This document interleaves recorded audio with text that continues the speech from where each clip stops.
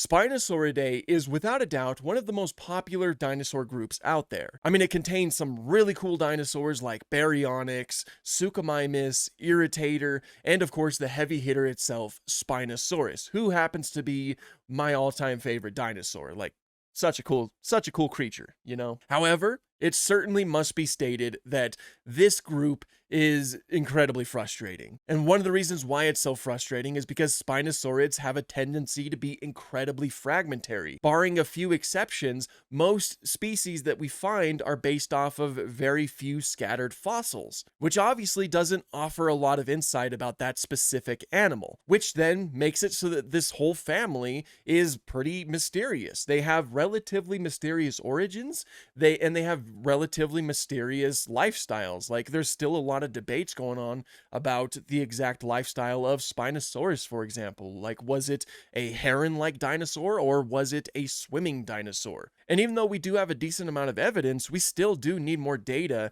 especially for the entirety of the family. But this cannot be emphasized any more than with two specific Spinosaurids that I have in mind right now. Those are Ocellalia and Ostafricosaurus. Two dinosaurs that have been gaining a lot of popularity in recent memory. I don't know why, but they certainly have been. And I'm not saying that you're not allowed to like these dinosaurs. You can like any dinosaur you want. You know, I'm completely fine with that. I just think it's interesting because these are extremely fragmentary Spinosaurids. Ocellalia is only known from some pieces of its skull.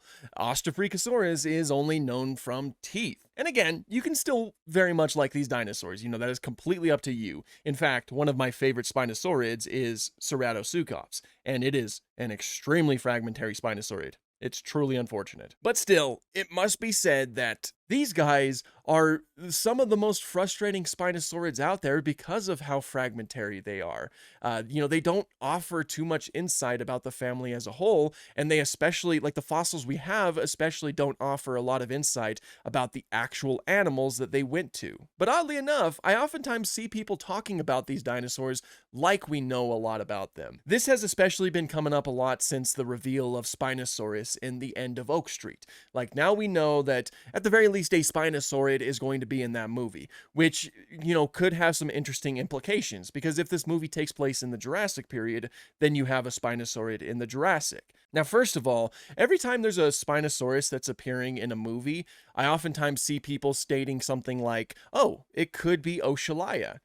Which is always a very interesting statement because, like I mentioned earlier, Ocellalia is known from incredibly fragmentary remains. We don't really know much about Ocellalia. We don't even really know what it looked like.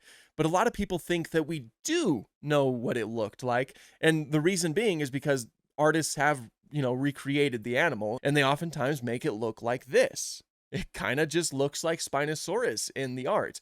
One of the reasons why that's done is because Ocellalia was often considered to be extremely closely related to Spinosaurus. And so using phylogenetic bracketing, you would kind of like fill in a lot of the gaps that you have on one animal with another animal that's a little bit more complete. Thereby, you get an animal that looks a lot more like Spinosaurus. But it is very important to note that there's even a lot of debate going on around the classification of Ocellalia. There are some researchers who consider Ocellalia to simply be another species of Spinosaurus. There's even some researchers who believe that this is simply just a junior synonym of Spinosaurus aegypticus, which would imply that Aegypticus had a wider range than we previously thought. I mean, as it currently stands, it does seem like the palate of Ocellalia is distinct enough from Spinosaurus for it to be considered its own genus. But it's just really important to note that there's still a lot of mystery with this animal, and we don't know for sure what this animal looked like. We don't even know if it had a sail. And if it did, we don't know how large it would be. Like, honestly, it might be a little bit more likely that the sail was a little bit more reduced, kind of similar to something like Suchomimus, because it seems like those types of tall neural spines are a bit more common on Spinosaurids, at least the ones that we've found evidence for that. Again, fragmentary dinosaurs. But that's happened a lot. When Walking with Dinosaurs revealed their Spinosaurus in in the trailers, I got people commenting saying it kind of looks a little bit more like Ocellalia to me, which again, I didn't understand that because we just don't know what Ocellalia looks like. The same goes for the Spinosauruses that appeared in Rebirth. Some people said that they think it might be Ocellalia instead of Spinosaurus. Again, I don't know how we got to that conclusion. And now, of course, it's happening to the end of Oak Street. But it's not as frequent this time for the end of Oak Street. Really, the most frequent comparison has been with Ostafrikosaurus, which there is, like, I do see the logic in this one, because that's operating under the assumption that the end of Oak Street takes place in the Jurassic period. If it takes place in the Jurassic period, then it might make sense to see a Jurassic Spinosaur, and Ostafrikosaurus might be a Jurassic Spinosaur. Emphasis on the might, because again, like I said, it's only known from some teeth, and those teeth don't tell us a lot about the animal. It is never really ideal to describe a whole genus off of teeth alone. I mean, just look at the mess that was Troodon for several years. Ostafrikosaurus is the exact same way. Now, the teeth in question do resemble Spinosaurid teeth, but it has also been mentioned that they might also be ceratosaur teeth. So we just don't know. Ideally, what you want are pieces of the skeleton, and more pieces that are, a lot more diagnostic of the Spinosaurid family. It's really unfortunate that Ostafrikosaurus is as fragmentary as it is, because it could represent something that could offer some answers for this family.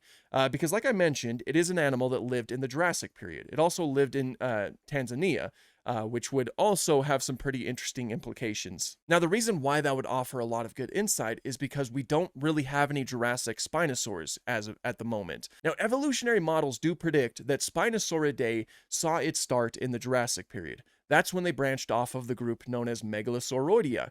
That's right, Spinosaurs are megalosaurs. I wonder how many of you knew that. But that's what we predict. We don't have actual fossils that show that. Ostafrikosaurus is potentially a dinosaur that shows a Spinosaurid that lived in the Jurassic period. And if Ostafrikosaurus is a Spinosaurid, that would show us that Spinosauridae might have seen its start in Africa as opposed to Europe, which would also be pretty interesting. But to keep bringing up the same thing, to keep bringing up the past, essentially, we don't know if Ostafrikosaurus was a Spinosaurid or not. This is a controversial genus, and we simply just need more fossils before we can say with absolute certainty. Now, like I mentioned before, there are some people who have commented that the Spinosaurid we see in the end of Oak Street is Ostafrikosaurus. Now, it could be. Maybe the filmmakers decided to go that route. Maybe they heard about, maybe they wanted a Spinosaurid in their movie, and so they decided to look for any potential Jurassic Spinosaurids, and they found Ostafrikosaurus, and they decided to put it in their movie. That is very much a possibility, but I think it's kind of unlikely, because first of all, the Spinosaurid we see in the end of Oak Street actually looks a lot like Spinosaurus, like a traditional Spinosaurus reconstruction. It seems to have proportionally short hind limbs. It has a huge sail, which is, as of right now, mainly unique to Spinosaurus, and it has a Spinosaurus-shaped skull. All things that point to it being a Spinosaurus. Plus, Spinosaurus is just the most famous member of the family. It's actually one of the most famous dinosaurs, period. I think we're reaching a point in human history where it's like Spinosaurus is just going to start showing up in practically everything, because that's a good thing to get butts in seats, so to speak, I guess. And if we want to look at it a little bit more accurately as well, assuming that Ostafrikosaurus is a Spinosaurid, it wouldn't look like a Spinosaurus. It's very unlikely that it would, because Ostafrikosaurus would be the oldest known Spinosaurid, as in it dates all the way back to the Jurassic period.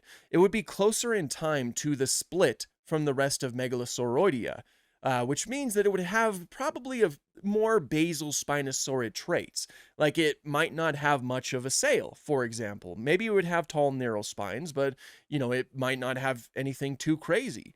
Megalosauroids already kind of had long snouts, so Ostafrikosaurus probably still had that, but I wouldn't be surprised if it was a bit more blocky, like earlier megalosaurs. But that's all just speculation, because we just don't have enough skeletal material to say anything for sure. It's just a very frustrating genus, and a lot of people want me to talk about it, but I just don't have much to say about it, because we just don't have enough. We don't have enough to assign to the genus to say anything with confidence. And so, in my opinion, Oshalaia and Ostafrikosaurus are like the most frustrating Spinosaurids. They're Spinosaurids that are gaining a lot of popularity, but because of that, there's just a lot of like misunderstanding that's surrounding these dinosaurs. And also, don't get this video wrong. If you really like Oshalaya and Ostafricosaurus, then you are absolutely allowed to do that. I am not against you having any dinosaur as a favorite, but I also think that that needs to come with the understanding that we just don't know enough about this dinosaur to really state anything with certainty. And we just need to be patient and hope that one day we get to learn a little bit more about that animal. And then we could start saying things with a little bit more certainty when we bring them up. But that's pretty much all I have for this video. You know, I just wanted to talk about those two real quick because their names have been popping up quite a bit in my comments, as it usually, they usually do in situations like this. So it's not too surprising. But yeah, that's all I have for this one. Thank you so much for watching and have an awesome day.